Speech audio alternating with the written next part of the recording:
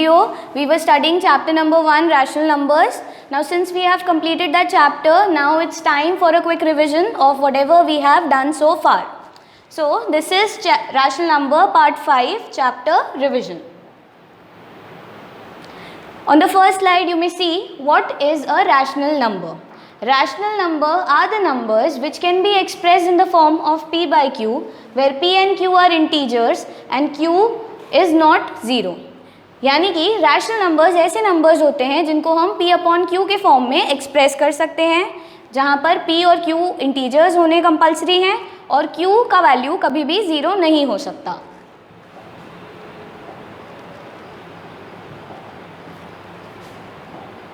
C p by Q rational numbers हमेशा हमें मिलेंगे p अपॉन q के फॉर्म में, जहाँ पर p भी होना चाहिए क्या, एक इंटीजर, और q must also be an integer and the value of q can never be equal to 0. Why q can never be equal to 0?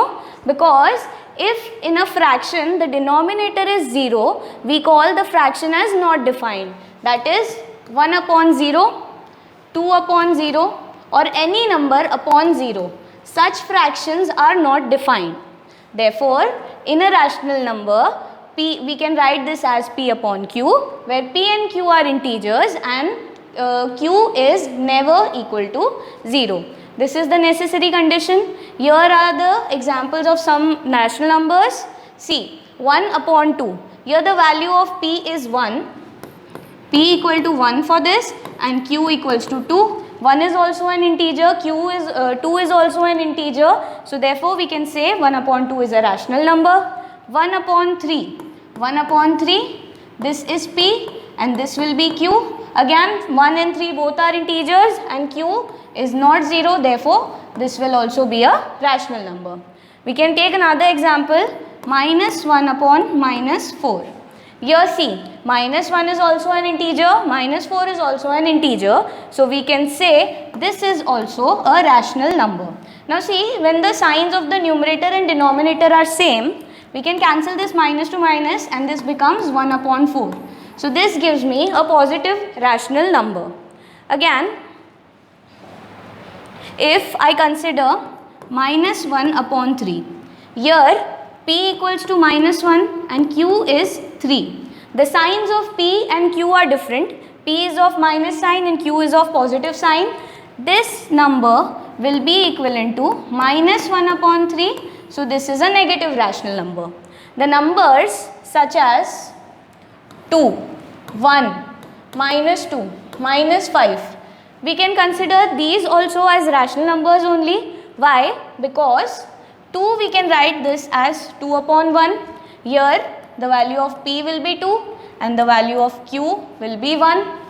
2 is an integer, 1 is also an integer, and because q is not 0, therefore we can say 2 is also a rational number. So this was about the definition of rational number. The next thing we have is properties of rational number. We have discussed all these properties in detail: closure property, associative property, distributive property, commutative property, multiplicative inverse and identity, additive inverse and identity. First is closure property. What is closure property? The closure property states that if we add any two rational numbers, the result obtained would also be a rational number only. Let's consider an example. We have two rational numbers, 1 by 2 and 3 by 2. When we are adding these two numbers, we get the output as 4 by 2, which can be written as 2 upon 1. Again, this is also a rational number. So this is our closure property, that when we are adding two rational numbers, the number obtained, the sum obtained is also a rational number. Similarly, we can say this about multiplication.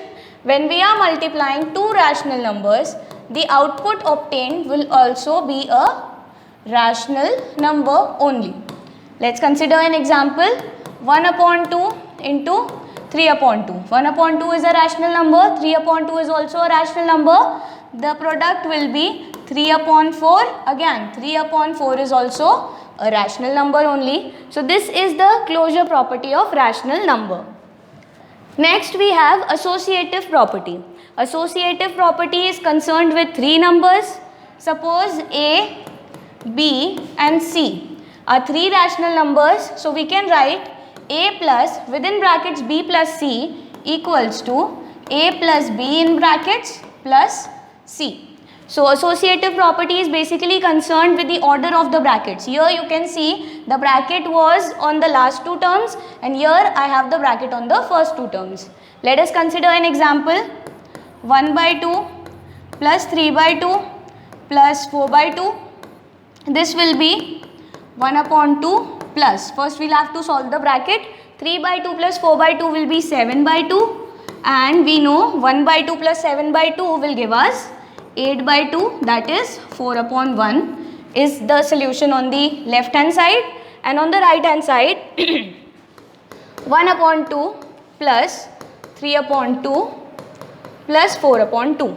So this will be 1 upon 2 plus 3 upon 2 will be 4 upon 2 and we have here also 4 upon 2. So this gives me 8 upon 2, that is 4 upon 1.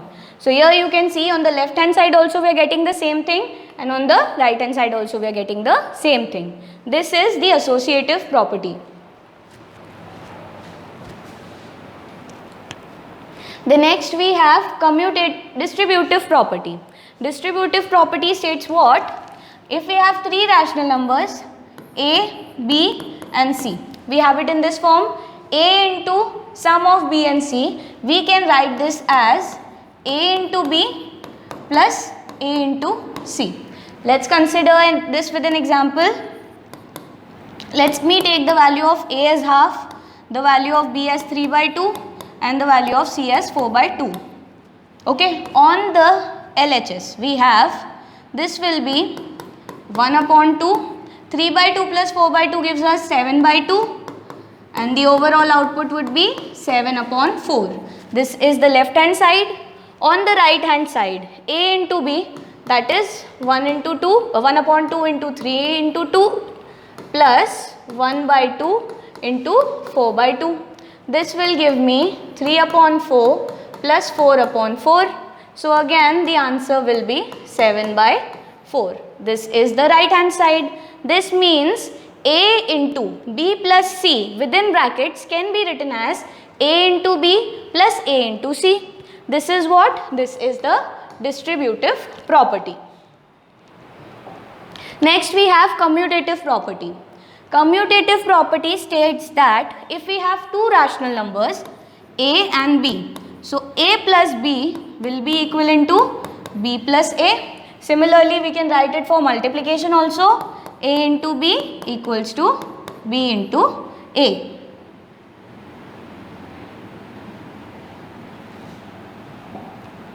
A into B equals to B into A and A plus B equals to B plus A. Okay, let's consider this with the help of an example. We know 3 is a rational number, also 4 is a rational number. 3 plus 4 also gives us 7 and if we change the order 4 plus 3, this is also 7. So this thing is proved.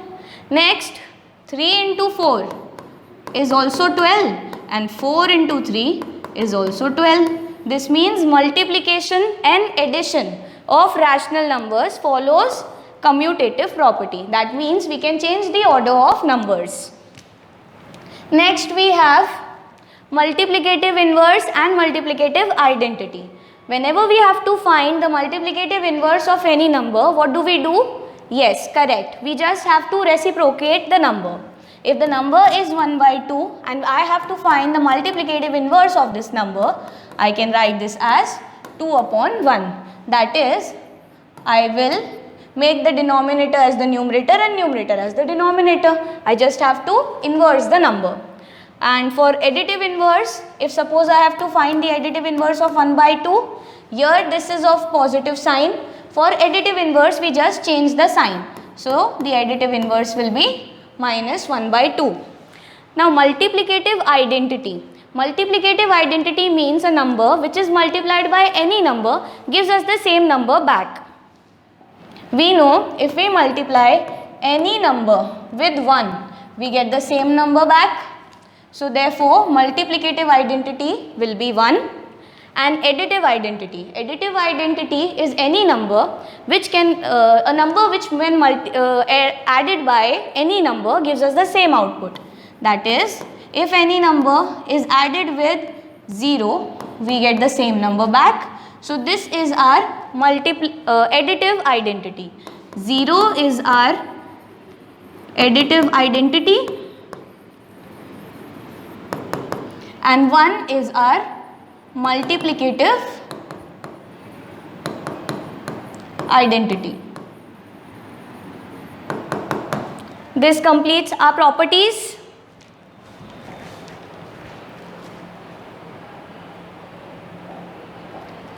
Now on the next slide, we have number line.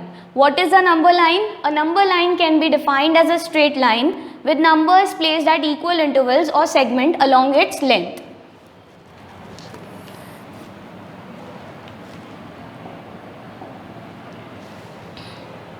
This is a number line. Here, whatever numbers we are writing, we have to place it at equal intervals. Suppose 0, 1, 2, 3, 4, 5, 6 and so on. How do we represent a rational number onto a number line? Let me consider this with an example. We have to represent, suppose 3 by 2 onto this number line. So what do? I'll see the denominator. What is the denominator here? The denominator is 2. So I'll write 2 all over. And here, see, I have to mark 3 by 2. So this is my 3 by 2. So this is how we represent the rational numbers onto a number line. Next, rational number between given two rational numbers. Here in the question, we'll be provided with two numbers. For example, 1 by 2 and 5 by 2. 1 by 2 and 5 by 2 are two rational numbers which are given to us in the question, and we have to find various rational numbers between these two numbers. Okay, so it is obviously understood that 1 upon 2, then here we can write 2 upon 2, then 3 upon 2, 4 upon 2, 5 upon 2. These three rational numbers come between 1 upon 2 and 5 upon 2. But what if we are asked to write more? Suppose if the question asks us to write 5 rational numbers between these two numbers, then what do? We just follow the steps. First of all, we have to make the denominator same. Here also the denominator is 2 and here also the denominator is 2. So we do not have to apply that step. In the next step, we multiply both the numbers with the same number. That is, let me just multiply this with 10 upon 10. So this becomes 10 upon 20. And let me multiply this also with 10 upon 10. This becomes 50 upon 20. Now you may see 10 by 20 and 50 upon 20. We have to make the numbers in such a form so that we can easily write numbers between these two given numbers.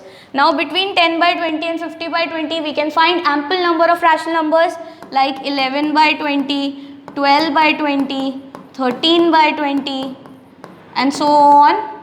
The last would be 49 by 20, right?